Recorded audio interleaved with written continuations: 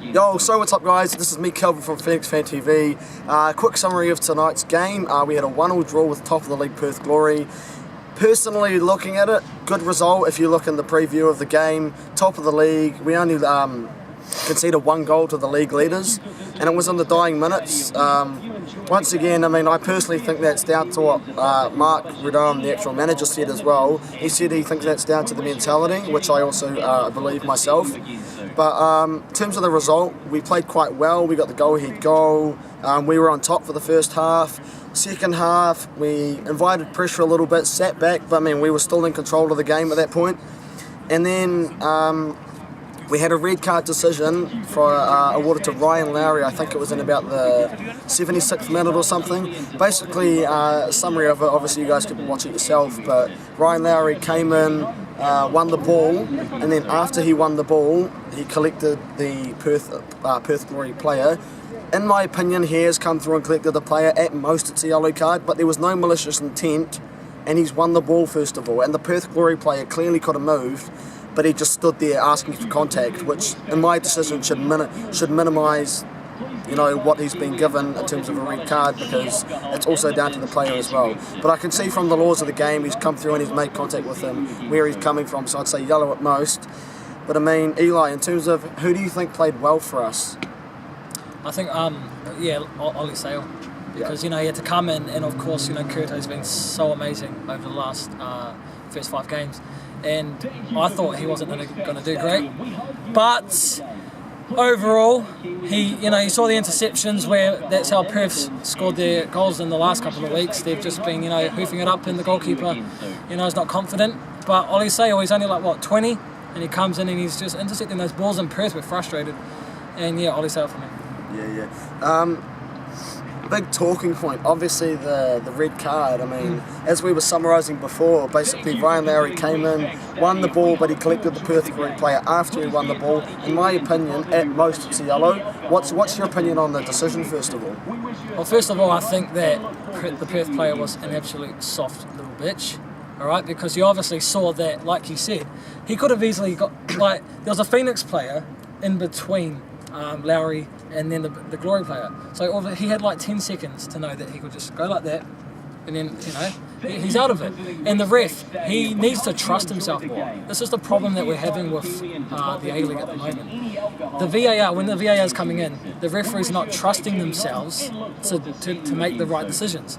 And that's why we're getting bullshit week in, week out with this VAR. And I think until the VAR goes, the referees are going to be abused. They're going to be, no one's going to even like them anymore, and the VAR in my opinion just needs to go. In terms of it's a bit of a different discussion, but with the whole metrics around the A-League and the crowd attendances, and obviously what the club are doing, I think it's great getting the whole flares and all that, and getting the cash the gate and everything, getting incentives for people to come along. But obviously you want the performances to be up there. We had a decent result tonight, which is good.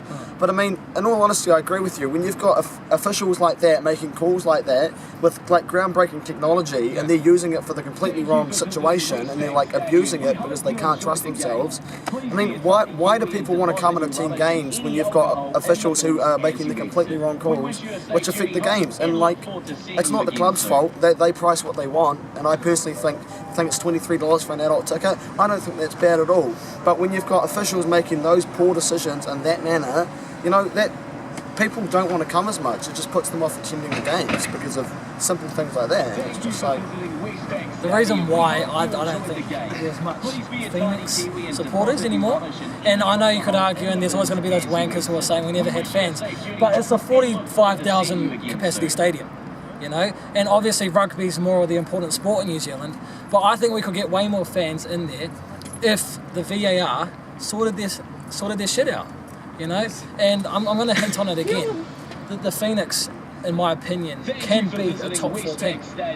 But the only problem that we have, and you've hinted on that before in previous videos, is that we'll go 1-0 up, and then just when they start getting momentum, we'll drop off, nothing will happen, and obviously you see we're missing chances. That game should have been put to bed in the first 45 minutes. Nathan Burns should have put that to bed 1-0. We thought it was a save. Yeah. And no, it was just one of the poor misses, and probably the worst miss of the season, besides Taylor. But I said on Facebook, I've said everywhere, Perth are not a good team. They're not that great. And we should have smashed them 5-1. And I said the reason why, and it was an interesting game because they both play the same style. And no other team play it, and it's because we don't mind if we don't have much possession as both of the teams. And the only problem with the Phoenix is that we're not scoring goals, unlike what Perth have been doing in the last 5 weeks, and that's why they were on top of the table. But no excuses, Perth was shit tonight, and we could have easily won that game by a cricket score. Yeah. Sweet. Once again, this has been me, Kelvin from Phoenix Fan TV. First of all, remember to like, subscribe and comment if you have any advice for us or you want anything to discuss on the channel. From me and Eli and everybody here at Phoenix Fan TV, as we said in our previous video, we're not sure if anybody from the club or Philip himself is going to see this. Make sure you get eye contact because we've been getting a lot of shit. Sorry for interrupting. No, good. But yeah, good point. But yeah, I mean, from us here at Phoenix Fan TV, me and Eli, Justin behind the camera, and just fans in the club in general, I mean, from all of us, we want to wish Philip a good, speedy recovery. Hope he's well and hope it's not too bad. I mean, we hope to see you on the pitch soon, man. So yeah, have a good recovery and remember, like, comment and subscribe. This has been Phoenix Fan TV. And remember, fuck the VAR!